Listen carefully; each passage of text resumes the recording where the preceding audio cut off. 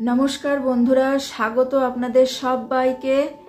দেখুন, আজকে আমি দেখাবো একটা গাছে আমার কতগুলো জবা ফুল ফুটেছে, সেটাই আমি আজকে আলোচনা করব আপনাদেরকে নিয়ে।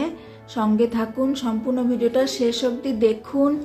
আশা করছি আজকের ভিডিও থেকে আপনারা কিছু না কিছু জানতে অবশ্যই পারবেন।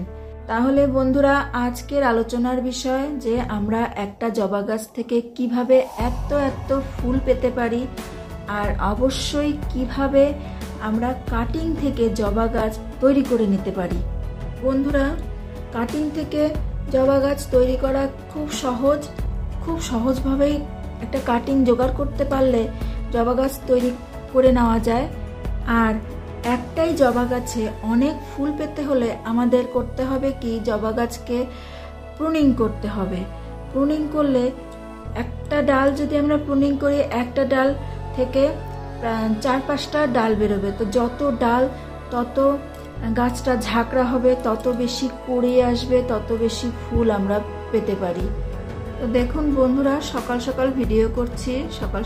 আমার ছাদ বাগানে আজকে অনেক ফুল ফুটছে। আমার ভিডিও করতেও অনেক ভালো লাগছে, ছাদে আমি অনেকক্ষণ থাকতেও আমার ভালো লাগছে। আমি দেখাচ্ছি আমার বাগানটা, একটু দেখুন।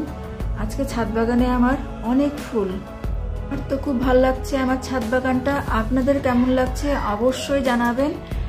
আর জবা একটা এমন ফুল, সারা বছরই ফুল দেয়। এটা এমন একটা গাছ যে এমন কখনোই হয় না যে ফুল দিচ্ছে না, জবা গাছ ফুল দিচ্ছে না। জবা গাছ কিন্তু সারা বছর ফুল দিতেই থাকে। সে যে কোনো রকমের জবাই হোক না কেন, হাইব্রিড ভ্যারাইটি হোক বা দেশি ভ্যারাইটি হোক। হ্যাঁ, দেশি ভ্যারাইটিতে একটু বেশি ফুল দেয়। হাইব্রিড ভ্যারাইটিগুলো যেরকম এখন যে সময়টা চলছে, বেশ এখন এরা বড় বড় ফুল দিবে। আর সারা বছরই কিন্তু ফুল দেয়, তবে একটু আকারে ছোট হয়। আবার যেগুলো দেশি ভ্যারাইটি, সেগুলোতে আবার এখন একটু ফুল কমে যায়, কিন্তু দিচ্ছে না এরকম কিন্তু হয় না। দুটো ভ্যারাইটির মধ্যে ফুল আসতেই থাকে। দেখুন বন্ধুরা, ধুতরা গাছটা দেখাচ্ছি। ধুতরা গাছটাতেও কিন্তু অনেকগুলো ধুতরা ফুল ফুটছে, আর কুড়িও অনেকগুলো আছে। আবার এগুলো কালকে ফুটবে। আর এটা আমার সেই লেবু গাছ। লেবু গাছের পাতা বলতে একেবারেই নেই, কিন্তু পুরোটা ফুলে ভর্তি। আর ফলও আছে, ফল ধরে গেছে অনেকগুলো। এটা 12 মাসি লেবু। দেখুন ধুতরা ফুলটা, আর এটা অসম্ভব সেন্ট এই ধুতরা ফুলটাতে। এর সামনে গেলে পরে ভীষণ একটা সুগন্ধ পাওয়া যায়। আমি ধুতরা ফুলে এত সুন্দর গন্ধ আমি আমার এই ছাদ বাগানের গাছটাতেই পাই। দেখুন জবা ফুলগুলো একদম আমার হাত ঢেকে যাচ্ছে, এত বড় বড় জবা ফুল। প্রত্যেকটাতে আমি দেখাচ্ছি, প্রত্যেকটাই তাই। একদম আমার হাত যেন ঢেকে যাচ্ছে, এত বড় বড় জবা ফুল।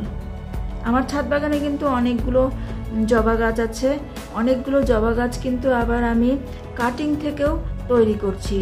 জবা গাছের কাটিং থেকে জবা গাছ তৈরি করা একদম সোজা।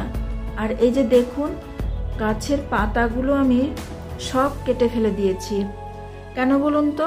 পাতা থাকলেই পোকার বাসা। পাতার নিচে নিচে প্রচন্ড পোকা হয়। জবা গাছে এমনিতেও পোকা হয়, আমরা জানি। যার জন্য আমি আজকে এই যে সমস্ত পাতাগুলো কিন্তু ফেলে দিয়েছি। এমন কিছু বড় আমার টব না, আমি 40 টাকা দামের বালতিগুলো কিনে জবা গাছটা বসিয়েছি। একটা স্ট্যান্ডার্ড হাইট, আমার যেরকম পছন্দ আমি সেরকম হাইটে জবা গাছটা কাটিং করে রাখি। এই টবাটাও খুব সুন্দর, গোলাপির মধ্যে মাঝখানটা লাল। আর বন্ধুরা, এই যে প্লাস্টিকগুলো দেখতে পাচ্ছেন গাছের মাথায় মাথায় দিয়ে রাখছে, এগুলো না আমার ছাদ বাগানে আসলে কাঠবিড়ালির ভীষণ উৎপাত, কুড়িগুলো খেয়ে যায়। আর বলুন তো, আমার কিন্তু খুব কষ্ট হয়। যার জন্যে আমি কুড়িগুলোকে এভাবে প্লাস্টিক দিয়ে উপর করে ঢেকে রাখছি। তাহলে যদি কুড়িগুলোকে বাঁচানো যায়, নাহলে কুড়িগুলোকে খেয়ে যায়। জানি না কি স্বাদ পায়।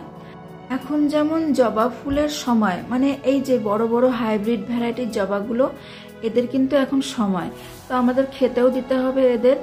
আর জবা গাছ কিন্তু আপনারা জানেন কি না, জবা গাছ কিন্তু প্রচুর পরিমাণে খেতে ভালোবাসে। এর মাটিও তৈরি করতে হবে ওই সেইভাবেই, কম্পোস্ট, গোবর সার, মানে যত খাবার দেওয়া যায় মাটিতে, মাটির পরিমাণ খুব কম, সঙ্গে একটু সামান্য বালি মেশালেও হয়, না মেশালেও হয়। যেমন আমাদের এখানে শিলিগুড়ির মাটিতে খুব একটা বালি না মেশালেও হয়, কিন্তু কিচেন কম্পোস্টটা কিন্তু আমি খুব বেশি পরিমাণে খুব ভালো করে মেশাই। তারপরে গোবর সার তো আছেই।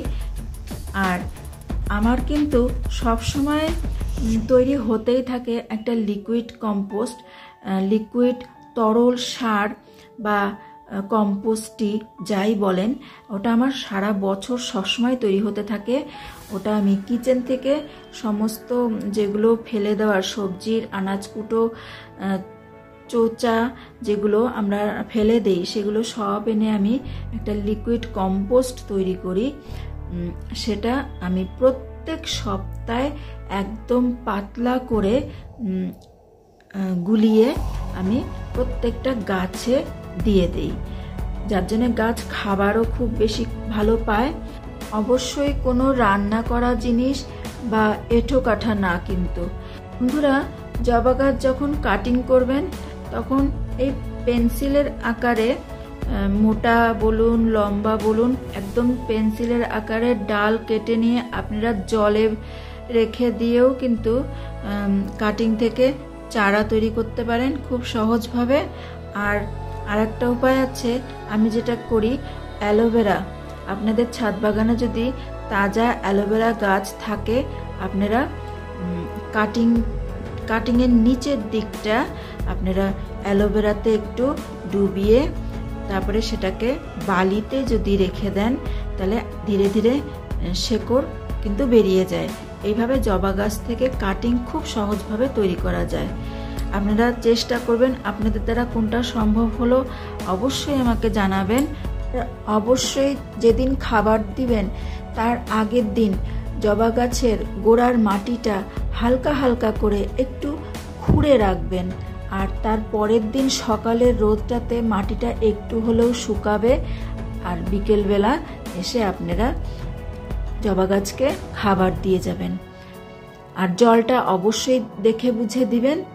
তো আশা করছি আজকের ভিডিওটা আপনাদের অনেক ভালো লাগলো। আপনারাও গাছ বসান, আপনাদের চারিপাশটা একটু সবুজ রাখার চেষ্টা করুন।